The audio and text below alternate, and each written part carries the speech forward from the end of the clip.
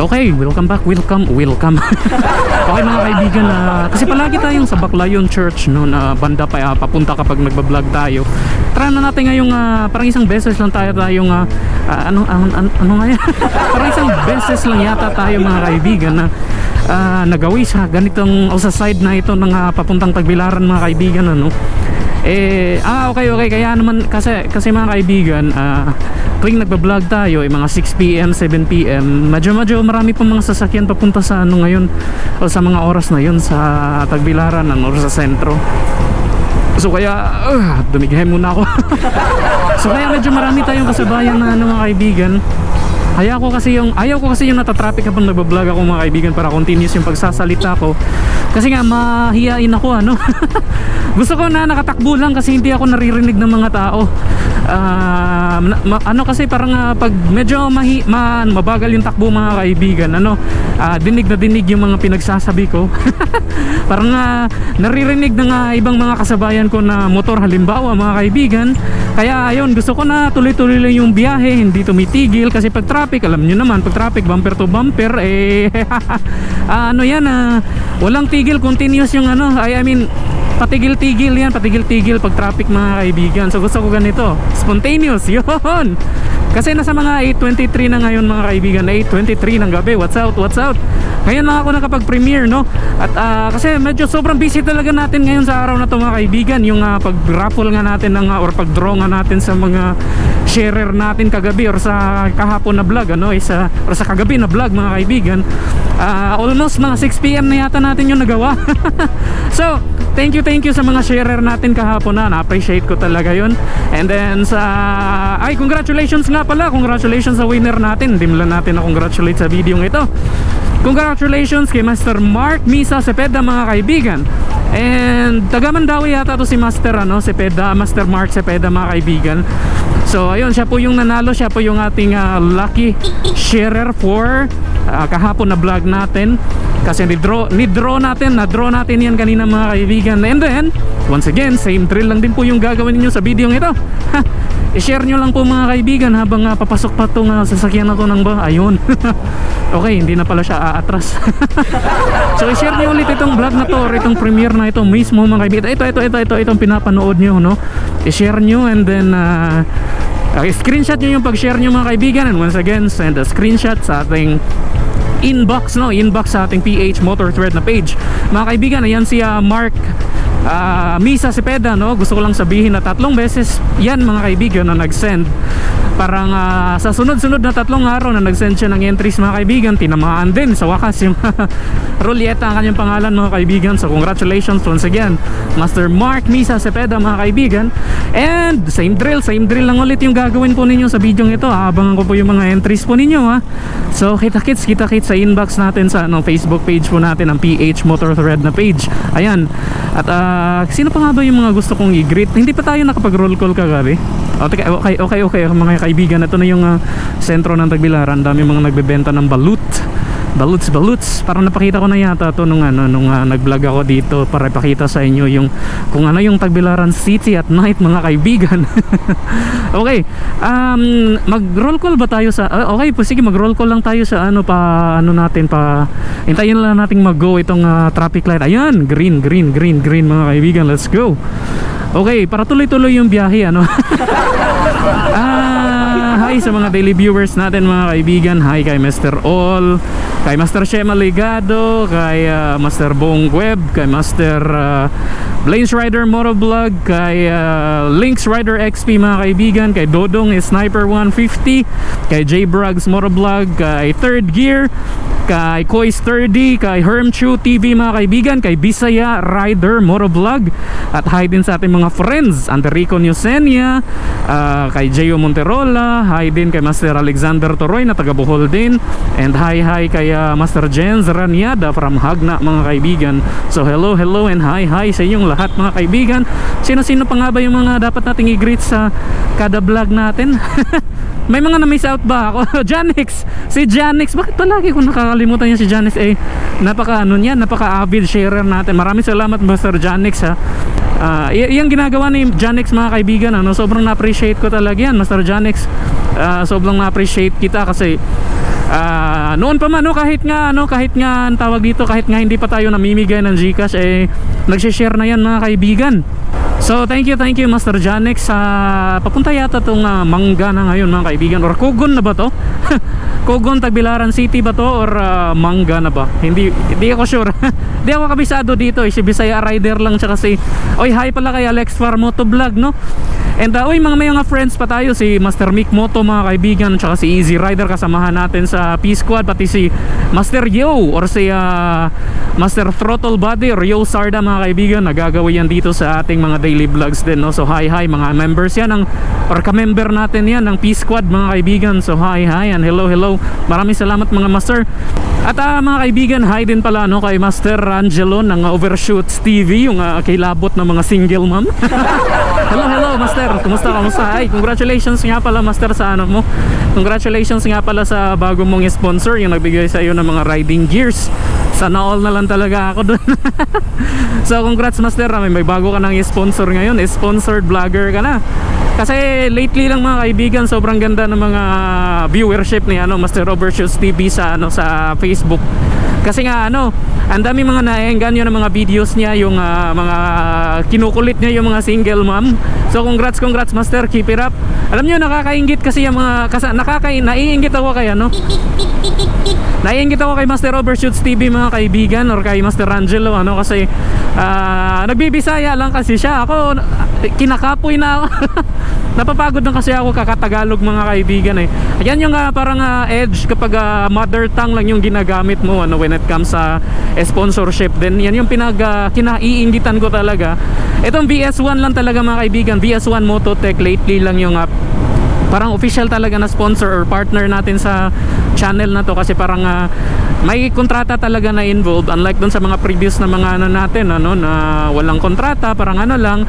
Pero ganun din yung when it comes sa advantage nitong kung mother tongue, especially kung Bisaya ka at Bisaya ka lang din sa vlog mo, tapos nag-gain ng traction ng channel mo mga kaibigan, sobrang ganda po nun. Kasi bukod sa hindi ka na mahihirapang mag-translate sa isip mo ng mga sasabihin, kasi nga dapat yung dapat Tagalog yung ako kasi Tagalog yung ginagamit ko, kasi marami akong Tagalog na which is maganda nga naman, kasi sobrang laki ng population ng sobrang laki ng population ng mga Tagalog mga kaibigan sa sa main o sa Luzon, or sa National Capital Region. Pero when it comes sa sponsorship mga kaibigan, ang hirap, kasi marami na ako, ito i-share ko lang sa inyo, marami na mga nag-PM sa akin mga kaibigan, yung mga taga Manila na hindi ko lang sasabihin yung mga brand, kasi gusto nila na i-sponsor talaga ako. Kaso by the time na malaman nila na nasa Cebu ako, kasi nasa Cebu pa ako nung mga nag-message pa yung mga brands na yun mga kaibigan, by the time na malaman nila mga kaibigan na from ako, by the time na malaman nila na nasa Cebu ako, nasa Visayas ako, wala na akong reply na natatanggap. So yun po yung parang mahirap kapag andito ka sa Bisaya, tapos nagtatagalog ka, yung mga tipong mga ganyan mga kaibigan. Although when it comes sa audience, medyo malawak nga, kasi malawak yung nare-reach, kasi Tagalog marami yung mga Tagalog. Tapos yung mga Bisaya naman, di hamak na nakakaintindi naman ng Tagalog din, kasi simula elementary pa lang nag-aaral na tayo ng Tagalog. Kaya parang win-win siya kung nagsasalita kang Tagalog when it comes sa sa audience mo, yung pag-relate mo sa audience mo. Pero yung sponsorship mga kaibigan, sobrang hirap talaga. Kasi tawag dyan, by the time na malaman nila na Bisaya ka or nasa Cebu ka, parang wala, nagta-turn down karamihan sa kanila, mga parang okay, Bisaya ka pala, or nasa Visayas ka pala, akala ko, kasi di ba kung nasa Luzon lang siguro ako, siguro ang dami ko ng mga friends din ngayon na yung mga malalaking brand dyan sa NCR mga kaibigan. So ganun po yung para opinion ko lang po to, hindi po ito based on any facts or any statistics. Parang opinion ko lang based sa experience ko mga kaibigan, na pahirapan yung mga sponsorship, especially kasi yung mga malalaking brand natin mga kaibigan nandun sa NCR. Pati nga yung paghiram-hiram ng mga units na mga motor na i-review, NCR talaga yung pinakaunang babagsakan ng mga units na yon. So ibig sabihin, kapag nasa Visayas ka, medyo malayo-layo ka na, kung may mga invitation, especially may mga event na example na lang yung Kimco recently mga kaibigan, may mga pa-test ride silang ginawa. Pati nga yung kapanahunan nung bagong PCX mga kaibigan na nagpa-test ride sila sa mga vloggers, wala, hindi tayo kasali doon, matik. Kasi wala, nandito tayo sa Visayas, so sobrang hirap talaga. Nag-aantay-antay na lang when it comes sa review din, ano? So nag-aantay-antay na lang tayo ng mga na mabiyayaan tayo ng subscriber na nakabili ng mga ganong units tapos nagpahiram. So ganoon na lang po yung parang yung inaasahan ko na lang mga kaibigan, ano?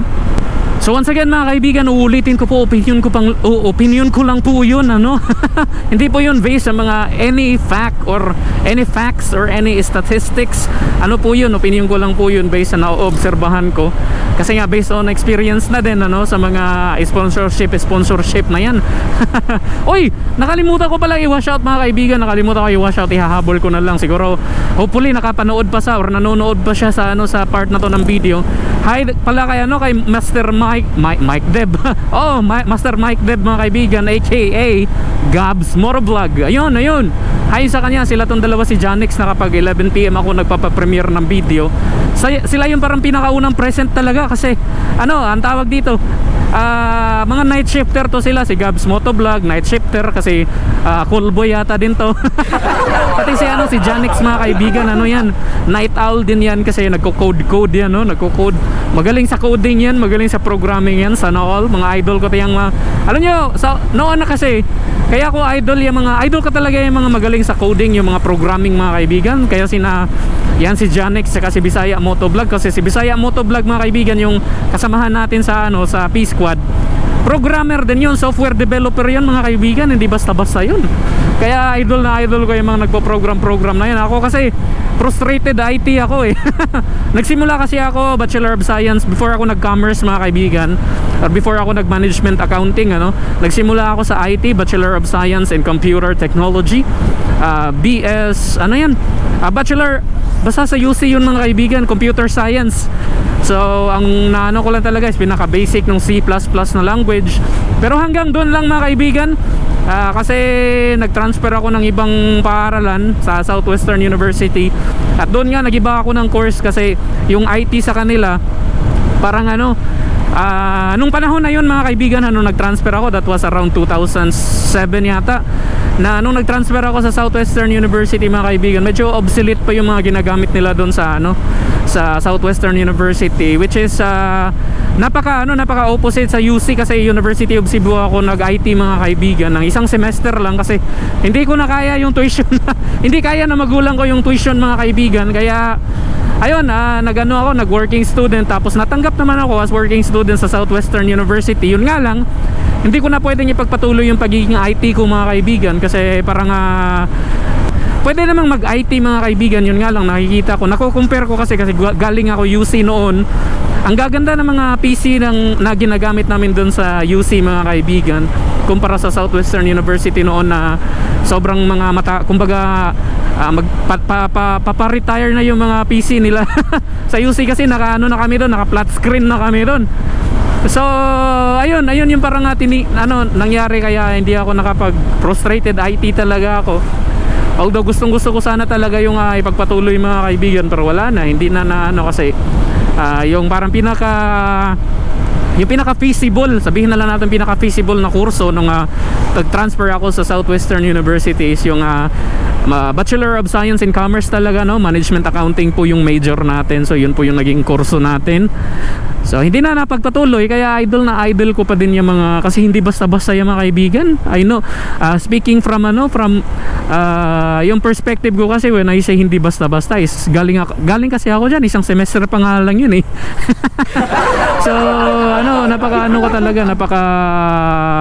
idol ko yung mga taong marunong mag-code, yung mga taong marunong mag-program na mga, especially yung games mga kaibigan, mag-develop ng mga app, yung mga ganyan. So Master Janix na Bisaya Motovlog, mga lodi ko yan sa pagpo-program. Ito si Bisaya Motovlog, ang nakita ng mga bukod sa mga kaibigan, bukod sa skills na kailangan para makagawa ka ng program or makaprogram ka ng isang app ba ngayon or isang game, kailangan kasi yan ng skills parang critical skills.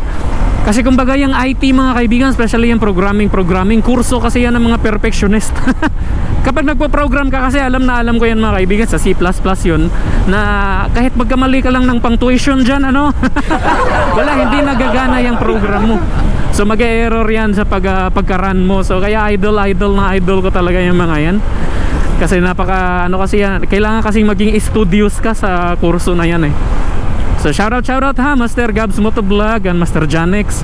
Ayan, so medyo papalapit na ako mga kaibigan sa aming yun lang siguro yung kailangang update ko sa ano, yun lang siguro yung laman ng vlog muna natin sa araw na to mga kaibigan. So once again mga kaibigan, maraming salamat sa panunood sa atin daily, ano, especially dun sa mga daily viewers natin. And maraming salamat na din dun sa mga nadadaan dito at nang babash lang. Kasi nga hindi nila nagugustuhan yung daily vlog, hindi nga nagrereklamo yung mga ano natin, mga daily viewers natin eh. Yung mga nalakas magreklamo dito, yun yung mga hindi nagagawi talaga dito tuwing ano, dito sa ating mga daily premieres. So once again, maraming salamat guys. I'll end this raw vlog right here kasi papunta na akong CPG East Avenue, pabalik na ako sa bahay namin, ano. So thank you, and I'll end this raw vlog right here mga kaibigan. Stay safe, stay warm, stay healthy. Basta ingat sa ano, pandemyang kinakaharap natin ngayon, na. And most importantly, stay alive, ride safe, and peace.